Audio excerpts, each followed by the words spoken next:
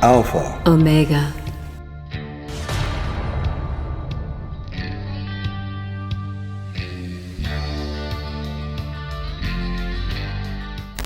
Joseph says, okay, why is the invocation before the treasury of light when Leslie takes the feather and swirls around each alpha and omega?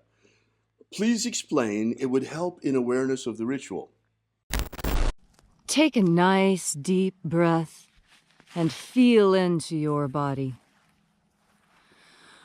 Wiggle your fingers and toes, roll your shoulders, arch your back, push your belly out, really breathe in as much air as you can. Stretch all your muscles and exhale completely. And as you are breathing deeply and feeling deeply into each and every bit of your whole self, visualize yourself as the tree of life, however it is you imagine that tree to be, and grow your branches up high into alpha sky. Drive your roots down deep into omega earth.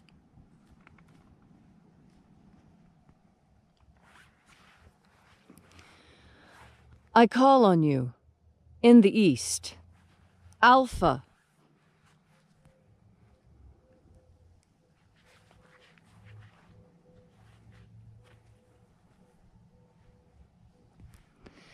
I call on you in the west, Omega.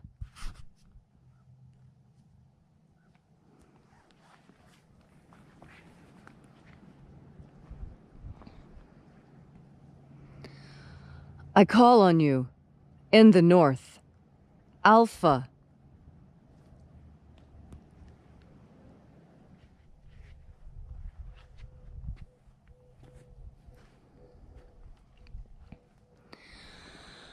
I call on you in the south, Omega.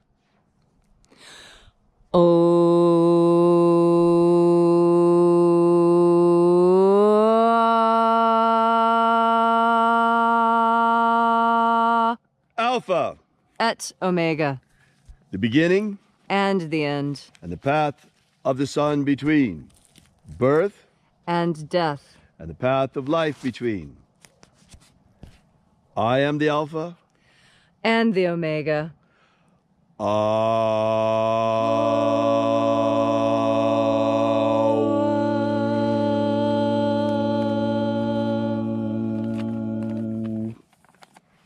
Okay, when I was putting together this for the Alpha Omega, I went back to original sources, things that were written by magicians during the time that Jesus was purported to live, and in the same geographic region.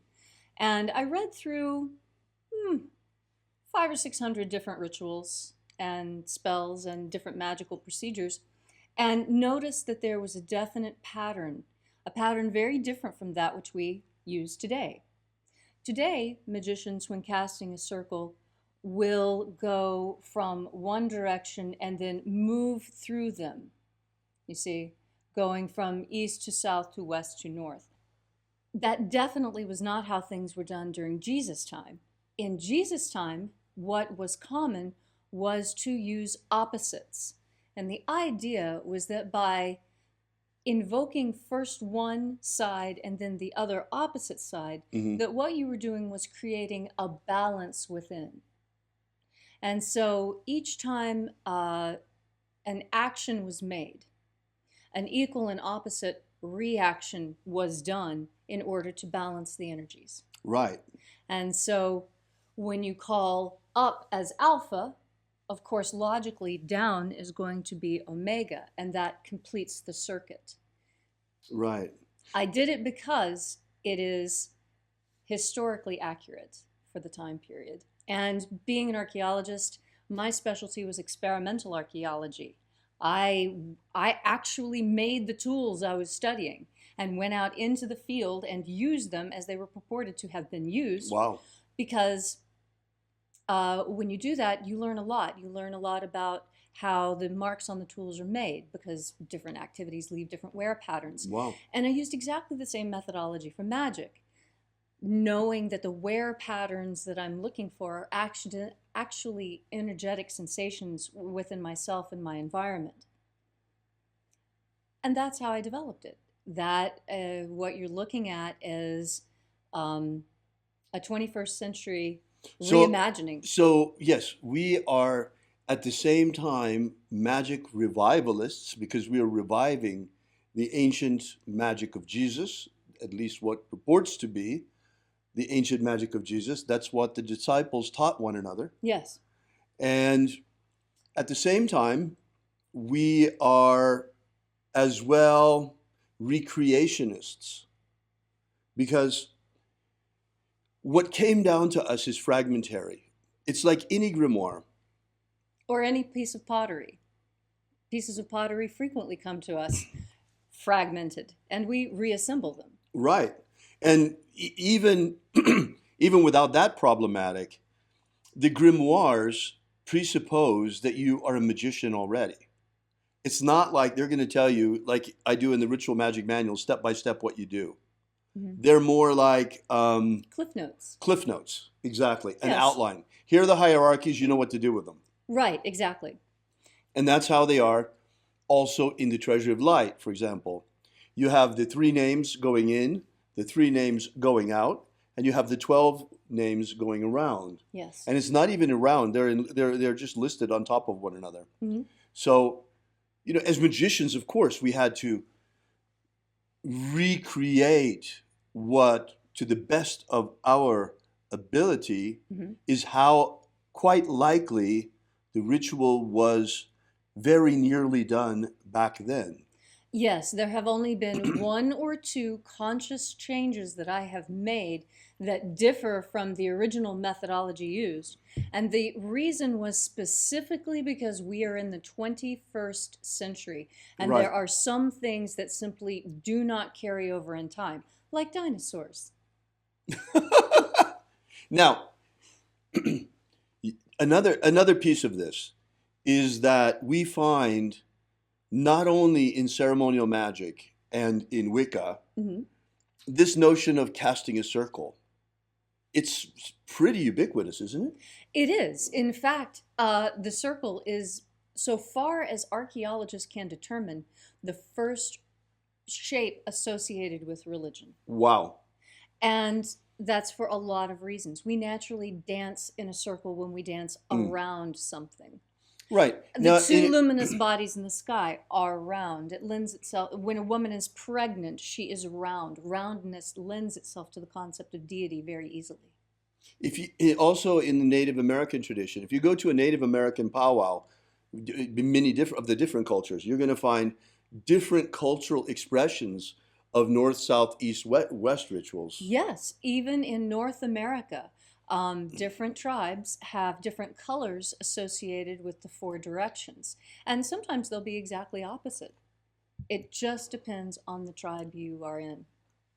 So we kept that in mind. So likely it's going to begin, and these sort of rituals, they actually serve a function.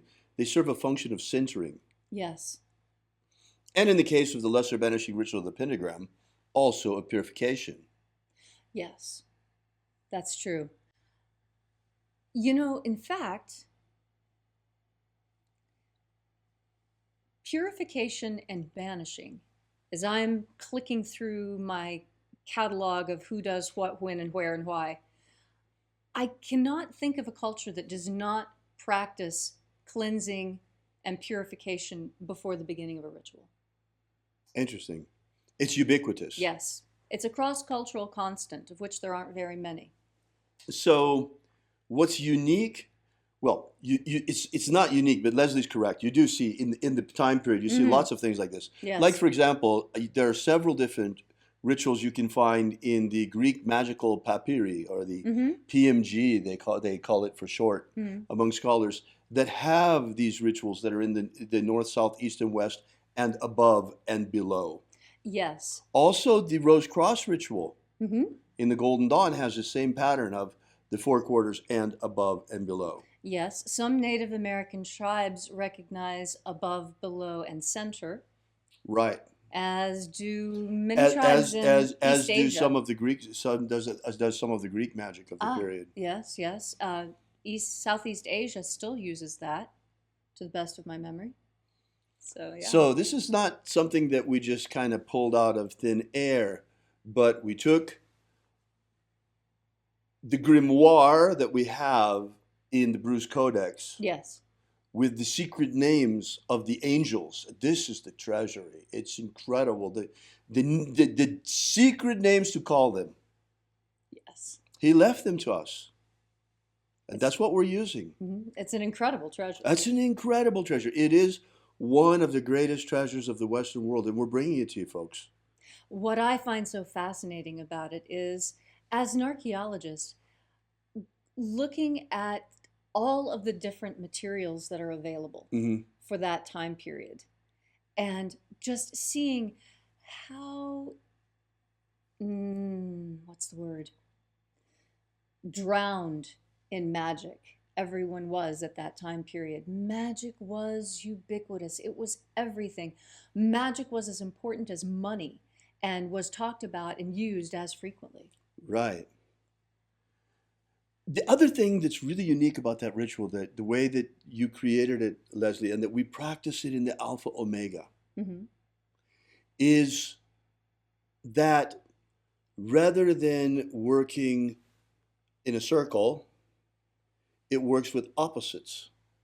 Right. It works north to south, east to west, above to below. Yes. So what's very interesting there is what you're doing. What she's up to is she's creating with this part of the ritual. She's opening both the solar current, the path of the sun, from east to west, and the magnetic current, the path of the earth, from north to south. And a cosmic current. Yes. From above to telluric, a cosmic telluric current as well. Yes, and you literally become the connection between heaven and earth in that moment. So this is the meaning of the Alpha Omega ritual. That can be used in opening, it can be used in closing. Use it as much as you like. You're welcome to. You know, it's our gift to the world. Yes. Oh, he asked about the feather.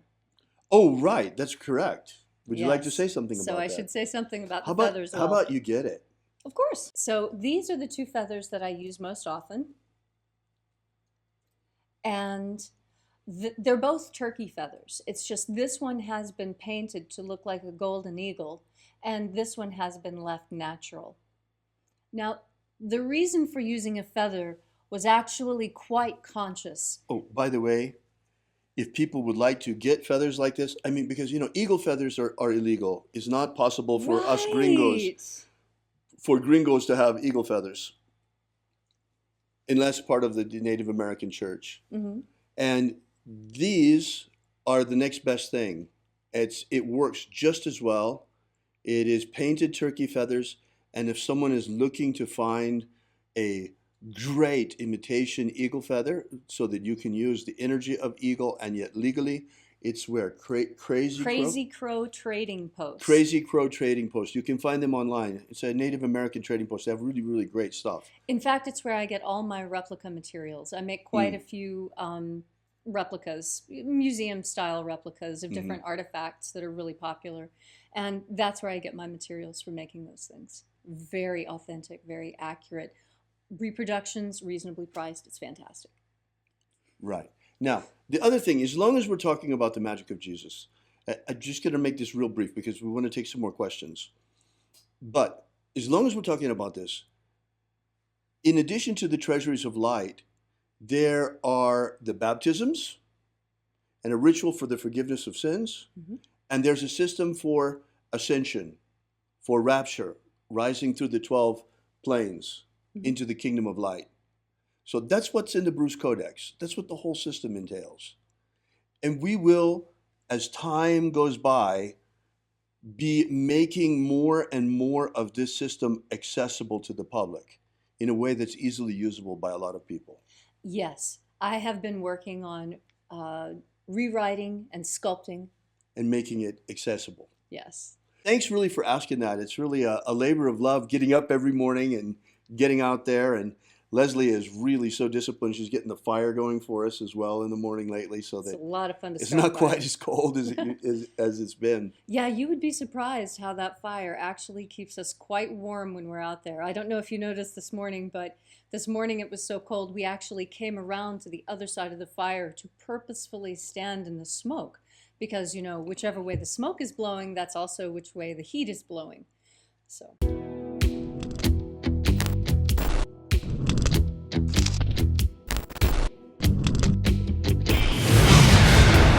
Yesterday we released this brand new ebook, Was Jesus a Magician? Give you the basic background of the rediscovery of the lost books of Yahweh, how it happened, why they were repressed, why it is that the magic of Jesus was nearly destroyed and wiped from the face of the earth, and the miracle by which it survived. How we only have one precious manuscript of this ancient knowledge, and that's truly all there is left. Well, maybe in the Vatican they have it, but they're not about to give us that to fill in the little gaps that we've found. So be sure to make sure you download this. You don't want to miss this. You can get it for free for now at thesecretsofjesus.com. Thesecretsofjesus.com. Are you familiar with the Rosicrucian with what's his name? He's popular in the States. He's the president or the Emperor. Imperator. The president. Emperor. Imperator. From the Golden Dawn. What's his name? Oh. David Griffin holds this position as Emperor. Imperator. David Griffin. David Griffin. David Griffin. David Griffin. David Griffin. Have David Griffin. I saw an email yesterday that he sent out about, you know, there's a magical war going on. The Mage War. Demons of the infernal realm. All of them. There is really a magical war going on. The Mage War. There is a guy called David Griffin who is heading all these magicians. David Griffin is S.L. McGregor Mather's present successor. David Griffin. David Griffin. David Griffin. David Griffin. I'm Golden Dawn Imperator David Griffin. David Griffin. David Griffin. David Griffin. David Griffin. Now David Griffin. You know, there's a magical war going on. So there is really a magical war going on.